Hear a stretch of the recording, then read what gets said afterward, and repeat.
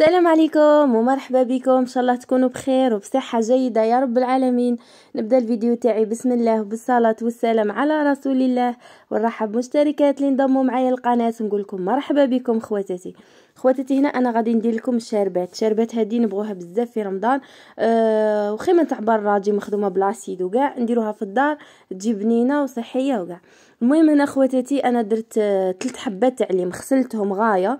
الليم هنا كان عندي ماشي كبير بزاف، كتقول حبه شويه صغير، درت 3 حبات تاع الليم، ربيت غير القشره الفوقانيه، ما تربوش هذيك الجلفه البيضاء، خاصو تطلق لكم المروريه في الشربات.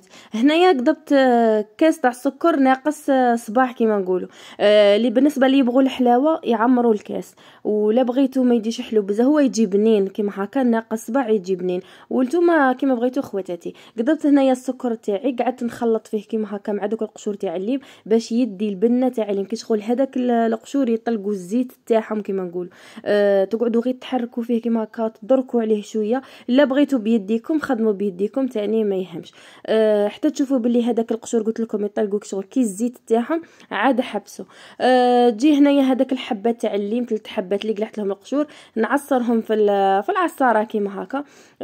هنايا وعبرت بالكاس هذاك اللي خدمت به، اللي عبرت به السكر، عبرت به الجي تاع الليم. شايه لا ما غاديش يعمر لكم الكاس كاع، باينه هذه غادي يعمر لكم تحت من النص تاع الليم. صافي هنايا ما غاديش تستحقوا الكاس معمر تاع الليم، هنا غير بنص كاس تاع الليم ولا اقل من نص كاس، وتخدموا به شاربات، تعطيكم واحد الليطره ولا فايت ليطره تاع الشاربات، خيما اللي تضلوا تشرو فيها من برا وكاع. المهم هنا قلت لكم خليت هذاك السكر واحد 10 دقائق قبل ما ندير له الجي تاع الليم هذا. خليته واحد 10 دقائق، عاد فرغت عليه هذاك الجي تاع الليم. قعدت نخلط كي شغل ما غاديش يذوب لكم السكر، حاجه باينه كي شغل غير واحد شويه برك.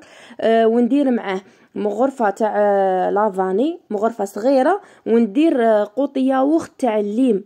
شوفوا النوعيه تاع الياغورت اللي بغيتوها، شوفوا كاين ممزوج، كاين اكتيفي، المهم اللي فيه الذوق تاع الليم. نقعد نحرك ومن بعد كينا نميكسيهم بالميكسر. هنايا اللي تستحقوا الميكسر هكا باش هذاك السكر تاعكم يذوب لكم، وهذوك القشور تاني يزيدوا ينطحنوا شويه. شوفوا القشور هنا ما غاديش نسحقهم يقعدوا يبانوا لي في الجي، انا غادي من بعد غادي نصفيه. بالنسبه لي يبغوا القشور هكا يبانوا يخلوهم شغل ما يصفوش، بصح كيما انا مع التاليه كاع صفيته وفرغته في الزير ولا في قرعه ولا كيما بغيت.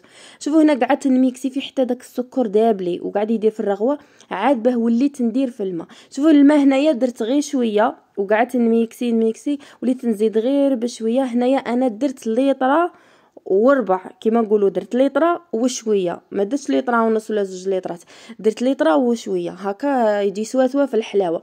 قعدت نخلط كيما هكا قلت لكم، ومن بعد درت مغرفه كبيره تاع مازهر، كيما انا هنا عبرت بمغرفه صغيره، درت 2 مغارف صغار تاع المازهر يعطيه ذوق شباب. تحسبوا هذاك الشربات اللي نشروه برا ب 5 ميل الكاس هذاك الصغير عند مول كارانتيكا وكاع، المهم يعطيه ذوق شباب هذا المازهر.